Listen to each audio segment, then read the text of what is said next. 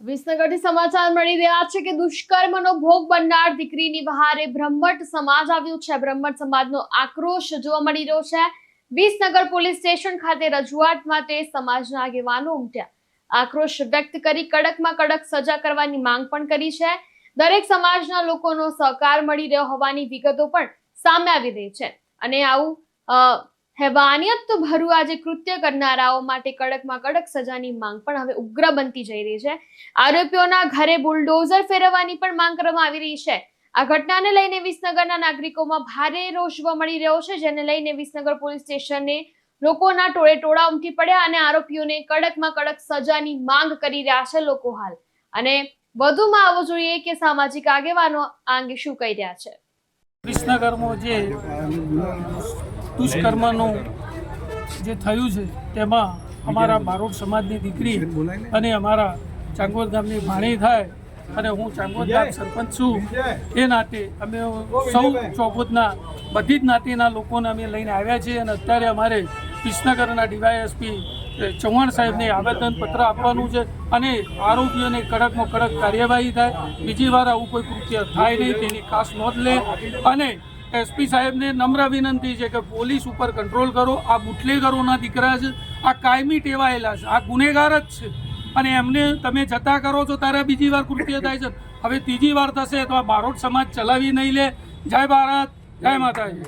આજ રોજ જે અમારી બારોટ બ્રહ્મટ જ્ઞાતિની 14 વર્ષની છોકરીને જે આ નરાધમોએ પીસી નાખી છે 6 જણાએ, એને કોઈ પણ હિસાબે સરકાર ના છોડે। ગમે તેવા બુટલેગરો હોય કે ગમે તેવા હોય, આખો વિસનગર બ્રહ્મટ સમાજ તેમજ અમારો ગુજરાતનો બ્રહ્મટ સમાજ તેમજ વિસનગરના અગ્રણીઓ બધા જ અમારી જોડે છે અને ભૂપેન્દ્રભાઈ સાહેબને એટલી અમારી વિનંતી કે તમારું બુલડોઝર બધે ફરે છે દ્વારકાની, તો અહીં આગળ વિસનગરમાં પણ આ લોકોના સામે બુલડોઝર ફેરવીને આનો છોકરીને ન્યાય મળે એવું કરો। આમાં કોઈનું પણ શરમ રાખતા નહીં, કારણ કે બ્રહ્મટ સમાજ છે એ જાગૃત સમાજ છે, દેવી સમાજ છે, સરસ્વતી પુત્ર કહેવાય।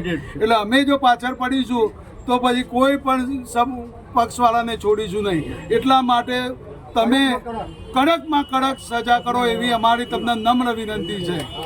આજે દુઃખદ સમાચાર જે અમે સાંભળ્યા છે, સગીર બાળા ઉપર જે આ રીતે જે ત્રાસ ગુજારવામાં આવ્યો છે, એ ખરેખર અમારો સમાજ બ્રહ્મટ સમાજ એને બિલકુલ વખોડી લે છે અને સાથે સાથે દરેક સમાજના દરેક આગેવાનો અમારી સાથે છે।